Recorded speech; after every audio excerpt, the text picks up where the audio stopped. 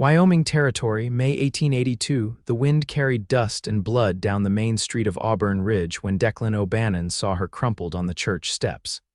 At first, he thought she was a bundle of laundry someone left behind. But then he saw the red on white lace, not fabric, flesh, not dirt. Bruises? Her dress was torn at the shoulder and her bare feet were scraped raw. She lay curled, unmoving, like a broken-winged bird beneath the wooden cross. Declan dropped the saddlebag he had slung over one shoulder and ran. Miss. His boots hit the steps hard. "Can you hear me?" A soft sound escaped her throat. Not words, just pain. He knelt beside her, heart hammering.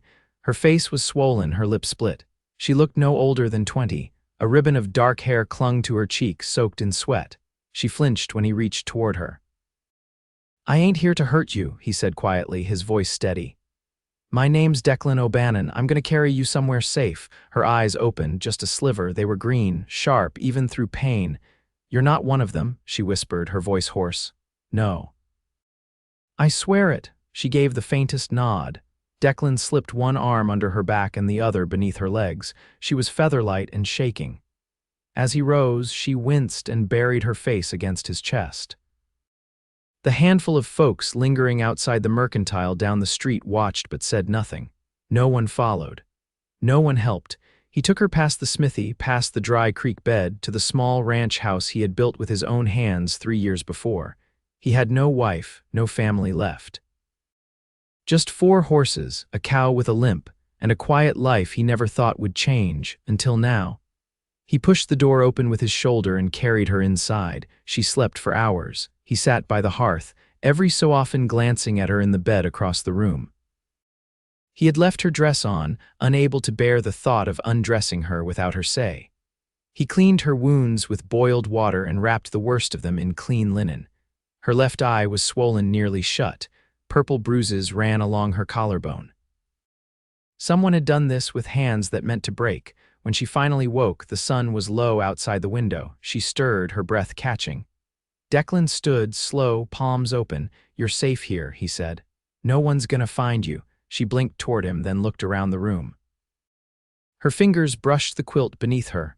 "Where am I?" "My home. Just outside Auburn Ridge." He hesitated. "What's your name?" "Nola." Her voice was steadier now, but there was something hollow in it. "Nola." He moved back toward the table. "Can I bring you water?" "Something to eat," she nodded once. "Water." He poured it from the pitcher beside the stove and handed it to her. She drank slowly, her cracked lips trembling. "Do you remember what happened?" he asked softly, her hand tightened around the cup. "I remember everything." He waited. "I was staying with the pastor's wife," she said after a long silence. "She took me in last fall, said the Lord had a place for everyone, even a girl with no family and 2 babies born out of wedlock." Declan's chest tightened. "Where are your children?" "Gone." She looked down, her voice barely above a whisper. She said they were too much, too loud. "She sent them away to a boarding orphanage in Cheyenne last week, told me I should be grateful. I begged her to let me go with them. She said I was a burden and that I should be thanking her for feeding me. Then her son." Nola's voice caught. Her fingers clenched the cup so tight it creaked. "He came to me while she was at choir, said I needed to learn my place. I fought him, I screamed, but no one came. When she found out, she blamed me, said I was seducing him. She dragged me out of the house, left me on the church steps like garbage." Declan's knuckles turned white where they gripped the chair back. "They did not deserve you," he said. "And your children deserve better than that, too." Nola looked up, her eyes rimmed with tears. "Why did you help me?" "Because I saw you, and I could not keep walking." She stared at him, then nodded slowly. "I do not want to go back there. You never will." His voice was firm, final. Over the next days, Nola healed. She barely spoke at first, but she watched him. Watched how he moved, how he never came close without asking, how he turned his back when she changed clothes behind a curtain he set up near the stove. He cooked simple things, beans, bread, scrambled eggs, and left them out without a word.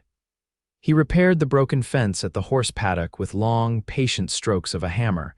He did not ask questions she was not ready to answer. One morning she stepped outside barefoot and stood beside him as he fed the horses. "I was 17 when I had my son," she said quietly. "Zeke." Then my daughter, Zadie, came the next year. Declan nodded, listening. Their father was a farmhand who left before either of them were born. I never expected help, just wanted them to be safe. We can get them back, he said. She looked at him, startled. I have money saved, he continued.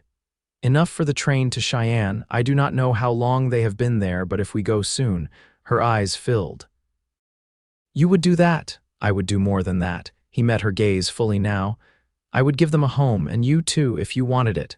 Nola stepped closer. Her hand reached for his, trembling but steady. Why? Because I see who you are, I see your fire. And because I want to. She looked up at him, face still bruised but light blooming in her eyes. I want that too, and she did not flinch when he reached to brush a loose strand of hair behind her ear. She leaned in, her forehead touched his chest, her arms wrapped slowly around his waist. Declan closed his eyes and held her, not out of pity, not out of duty, but because he already could not imagine the world without her in it. The morning they left for Cheyenne, the air held the scent of thawed earth and pine sap. Declan hitched the wagon just after first light, while Nola packed a small satchel with the care of someone who had learned to live with almost nothing. She folded a worn shawl and tucked it beside a thin blanket. Her fingers paused over a scrap of blue yarn, a piece Zeke had once tied around her wrist, pretending it was a bracelet, and she slipped it into her pocket without a word. Declan didn't ask about it. He only offered her the front seat beside him and handed her a tin cup of boiled chicory. She held it between both hands, warming her fingers, eyes fixed on the road stretching east. They traveled in silence for a stretch, the wagon creaking beneath them, the horses pulling steady. The snow on the distant peaks had begun to melt, feeding the small creeks that cut across the land like veins. Birds moved low over the fields, nesting in the thickets that lined the road. Spring had arrived, but it hadn't settled yet. I don't know what they'll look like now, Nola said without turning her head. Declan adjusted the reins. We'll know them. They were small when they left. Zeke had a tooth coming in crooked, and Zadie had curls that wouldn't stay tied. What if they don't remember me? They will. He didn't say it to comfort her. He spoke it plain, like a fact. Her shoulders lowered a little. By late afternoon, they made camp near the Sweetwater River. Declan gathered kindling while Nola laid out their supper: jerked beef, dried apples, and a heel of bread. They sat close to the fire, knees brushing now and then as they ate. I used to think I'd marry a man who could read Latin, she said, watching the flames. Not because I cared about Latin, but because my mother used to say that meant a man was educated and gentle. I don't think she ever met one. Declan leaned forward, resting his forearms on his knees. I can't read Latin. I don't mind. He smiled, faint and genuine, never wanted to learn it. But I can shoe a horse in under an hour and mend torn harness leather without splitting the seam. Useful things. You want a man who reads Latin, Nola, I'll find you one. She turned toward him, her face lit soft by the firelight. I want a man who doesn't flinch when I speak my mind. I don't flinch. No, you don't. She reached for his hand then, slow and deliberate, her fingers laced through his, worn palm to worn palm. I never had anyone ask what I wanted before, she said. Never thought I'd get to choose. You do now. They lay under the wagon that night, wrapped in separate blankets but close enough to hear one another breathe. Neither touched the other beyond that, and neither needed to. The nearness was enough. The next morning, they reached Cheyenne by mid-morning, the town louder and more crowded than anything Nola had seen in months. Steam rose from the train yard.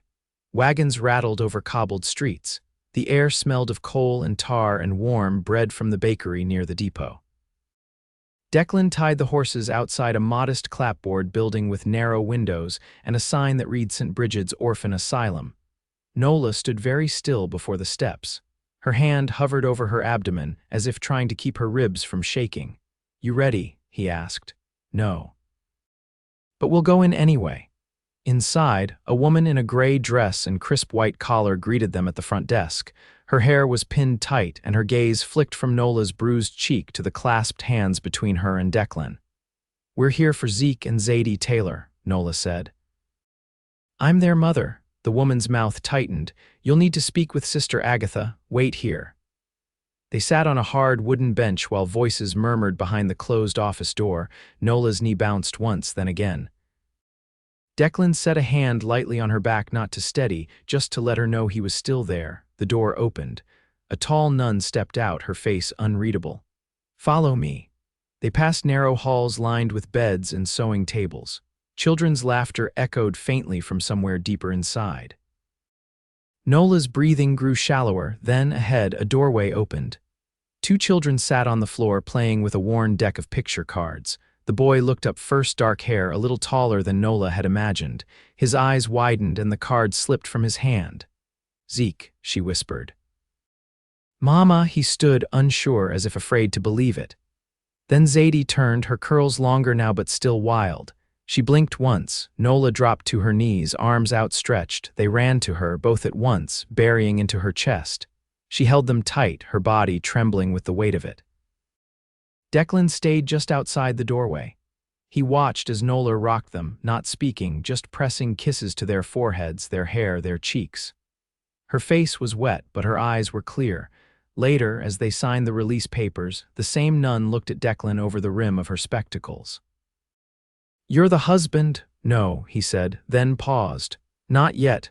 Nola looked up at him, her hand resting on Zadie's back. "But he's coming with us," she said. "He's family." Declan didn't look away from her when he said, "That's right."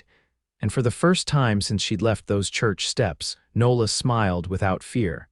They returned to Auburn Ridge 5 days later, the wagon heavier now with two small bodies nestled between them. Zeke rode beside Declan, hand on the side rail, eyes sharp and quiet.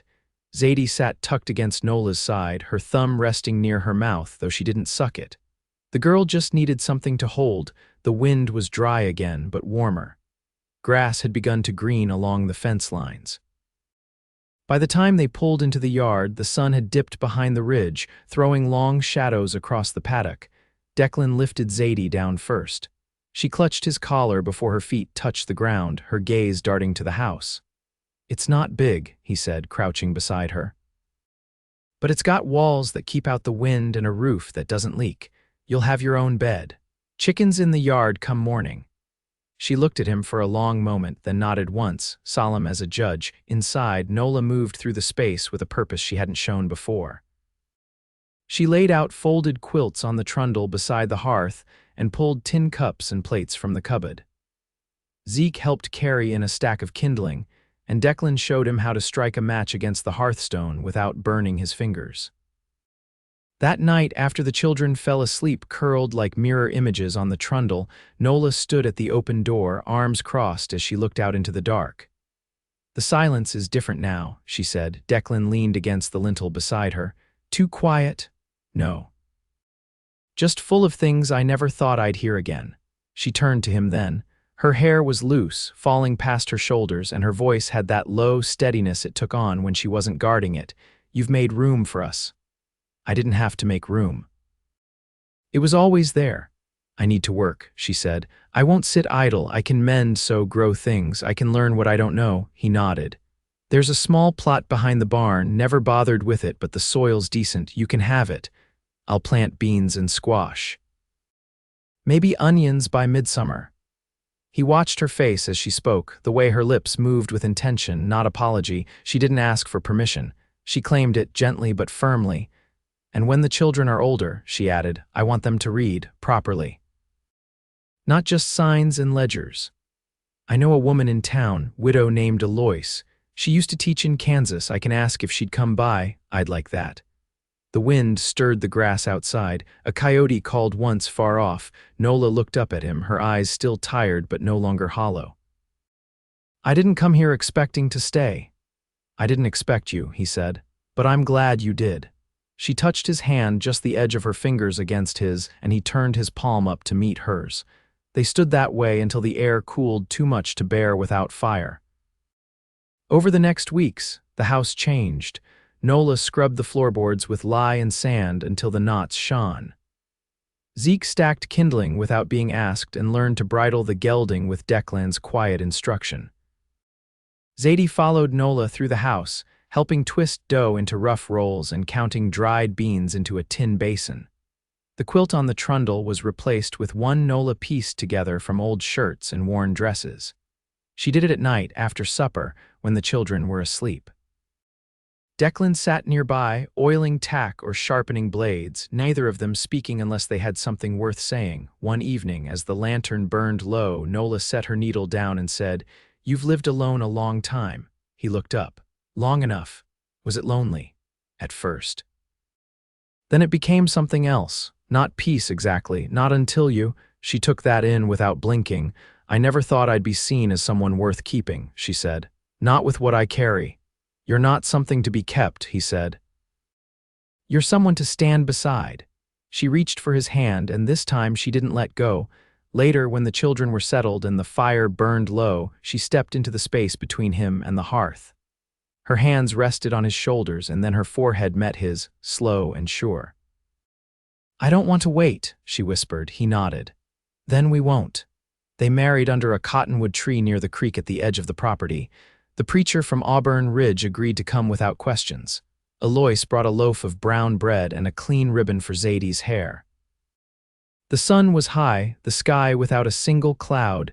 Zeke held the ring Declan had fashioned from silver wire.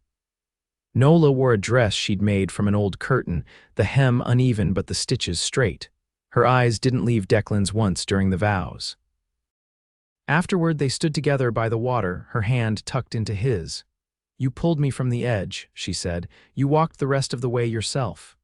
She smiled then, not cautiously, but full and unguarded. They walked home together, the children chasing each other ahead of them, laughter rising through the cottonwood leaves. The wind had changed again, no longer sharp, but warm and carrying the scent of growing things. The calf came breech just after dusk, and Declan didn't have time to grab clean water before it was over. He'd been watching the mother cow circle the far end of the pasture all afternoon, her gait uneven, belly low. When she went down hard near the fence line, he ran for the rope and caught Zeke mid-step on the porch. "Stay with your sister," he said. "Don't come out no matter what you hear." Zeke nodded, eyes wide, and disappeared inside. By the time Declan got to her, the cow was groaning low and thrashing in the dirt. He worked by lantern light, slick to the elbows, his knees buried in the mud. When the calf finally slid free, still and pale, he pulled it around fast and cleared the mouth, rubbing its chest hard with both palms. It took a minute. Then came a shudder, a weak hiccup of breath and a twitch. He let out a breath and sat back on his heels, sweat cold on his neck. When he returned to the house, Nola was waiting just inside the door with a basin and a folded rag. She didn't speak, just handed them to him and stepped aside so he could clean up. Her hands were red from kneading soap into his shirt before he even peeled it off. Later, after the children were asleep, she poured hot water into the basin again and stood behind him where he sat near the stove. "That calf's gonna make it?" she asked. "Think so. Weak but breathing." She dipped a cloth in the water and ran it gently over the back of his neck. "You're shaking, not cold, just took it out of me." Her fingers moved to his shoulders, firm and steady. "You need someone to take the strain now and then." "Thought I had." "You do." He turned halfway, looking up at her. The lamplight caught the edge of her cheek, the curve of her jaw. She met his eyes, unflinching. "I want to buy a press," she said. "One of those hand crank ones." "I saw one once used for drying herbs," he blinked. "For medicine, for dye. You can take larkspur and onion skins and make color. I know some of it from when I was real young. My grandmother used to mark linen with it, tie bits in knots and dip them for patterns." "What for?" "Cloth, mostly." "But I was thinking paper, patterns for sewing, maybe sell them." He shifted fully to face her. "You want to run a business." "I want to make something that stays, something mine." He nodded slow. "We'll find a press. I can trade for it, stitching or root tincture." "I don't want it handed to me." "I know," he said. "That's not why I said yes." She leaned down and kissed the top of his head, not a quick touch but a slow press of lips to skin. When she drew back, his hands rose to her hips, steadying her as she moved to sit on his lap, arms around his neck. The quiet between them wasn't empty. It was full of breath and heartbeat and warmth. Outside, the wind shifted toward the north. A change in the weather. "You ever think about planting trees?" she asked, her voice close to his ear. "Didn't think they'd take. We could try cottonwood or plum." Something that gives back. He traced a line along her lower back. You want to build roots. I want to give the children a place they never have to leave unless they choose to. He nodded against her shoulder. Then we'll plant trees. She pulled back just enough to look at him. And after that, we'll build another room. They'll grow fast. Zeke's nearly out of his boots already. And after that, he smiled, faint and slow. You tell me. I'd like a third, she said. Not now, but someday, if it comes. His breath caught. You sure? She nodded. I want to raise a child in a place where no one's shamed for being born. He brushed a strand of hair from her temple. You'd be a wonder to watch. She tucked her head beneath his chin. Then stay close. I will. He held her there until the fire burned low, the only light the faint flicker from the coals. Her breathing slowed against him, her body warm and heavy with trust. Outside, the calf lifted its head in the barn. A breeze passed through the eaves and carried the smell of hay and river silt and something just beginning to bloom. Inside, Declan and Nola sat together in the quiet, the shape of their life taking fuller form with every hour that passed. The press arrived on a cart driven by a man from Laramie, its iron belly wrapped in burlap and straw. Nola stood beside the barn door as Declan helped unload it, her arms crossed, eyes calculating the weight. Zeke hovered nearby with a mallet in hand, ready to be useful but unsure where to start. Zadie clutched a linen doll Nola had sewn from a feed sack, her thumb rubbing circles into its stitched eye. It'll need a flat stone base, Nola said. Can't have the frame shifting when the handle turns. I've got a slab behind the shed, Declan answered. Was going to use it for the smokehouse, but this takes rank. They set it up near the back wall of the barn, where light came in steady through a high window. Over the next few days, Nola worked out the rhythm of the crank and the measure of pulp to water, her hands stained faintly with onion skin and beetroot. She pressed her first sheet just after dawn, folding the edges with the edge of a butter knife and laying it to dry on a board beside the stove. Declan didn't say much when she brought it in, just took the paper in his hands, ran his thumb along the edge and nodded. That's fine work, he said. Looks like something meant to outlast us. It's a start, she said. The house began to carry a new smell, not unpleasant something like boiled bark and damp linen. The children learned to keep their hands off the drying boards, though Zadie once tried to tuck a sheet into her apron to draw on. Nola caught her just in time and, instead of scolding, handed her a scrap to use instead. One afternoon, as clouds built low to the west, Nola sat out near the garden rows, watching the sky shift. Declan joined her, wiping his hands on a cloth after hammering new hinges onto the chicken coop. She's sleeping in a bed she helped build, Nola said, nodding toward the house. Zeke fixed the latch on the gate without being asked. I don't know when that happened, when they stopped waiting for the next hard thing to come. They know it's not coming here. You can't promise that. I can promise they won't face it alone. She looked at him, serious. What do you want, Declan, not just for me or them? For you. He hooked his boot heel into the dirt, thinking. I want to wake up without wondering what I'm missing. I want to walk 20 steps and find someone waiting. I want to put my hands to something and know it's building, not patching. Her gaze softened. You've never said that before. No one's ever asked. She reached out and took his hand, turning the calloused palm upward. I have something for you. He followed her to the barn where, beneath a sheet of muslin on the work table, lay a square of paper thick, pressed, and edged in dried dye. On it, drawn in careful pencil lines, was a design, a small brand, not for cattle but for the house. A circle with 3 branches inside, rooted, growing, it's ours, she said. For letters, for the cloth I'll sell this summer.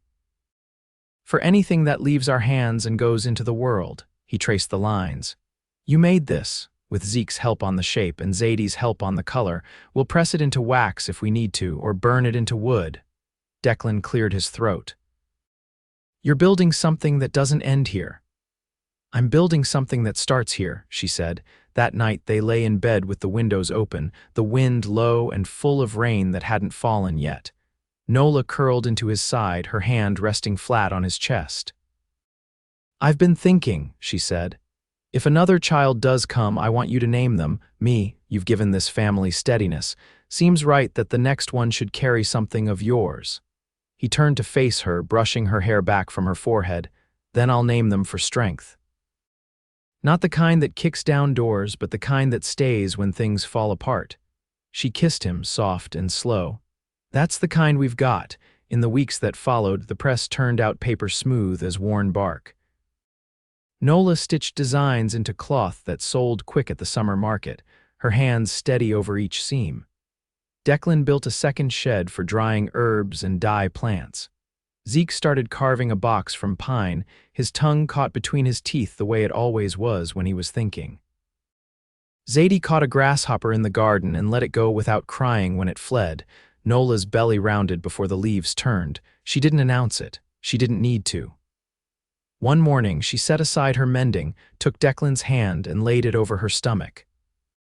Beneath it, something shifted, a small, sure flutter. He didn't speak. He just kissed her knuckles and held them to his chest. When the baby came, just after the first frost, the midwife from Auburn Ridge arrived with clean linens and a kettle of boiled sage. Zeke waited outside, carving quiet letters into a fence post. Zadie steadied the wash basin. Declan stayed at Nola's side, his hand wrapped around hers. When the child let out a cry, clear and fierce, Nola wept and laughed all in the same breath. "A girl," the midwife said, laying her into Nola's arms. Nola looked up at Declan. "You choose." He stared at the child, her eyes dark and steady beneath the swaddle. "Call her Maeve," he said. "It was my mother's name. She was quiet, but she never stepped back from anything." Nola nodded. "Then she'll carry that forward." That night, with Maeve sleeping in a basket laid beside the hearth, the whole family sat close, Zeke whittling, Zadie drawing suns on a scrap of pressed paper, Nola resting against Declan's side. Outside, the wind moved through the dried stalks of corn and the stars came out slow. Inside, there was warmth. There was quiet. There was peace, and it was not borrowed. It was theirs.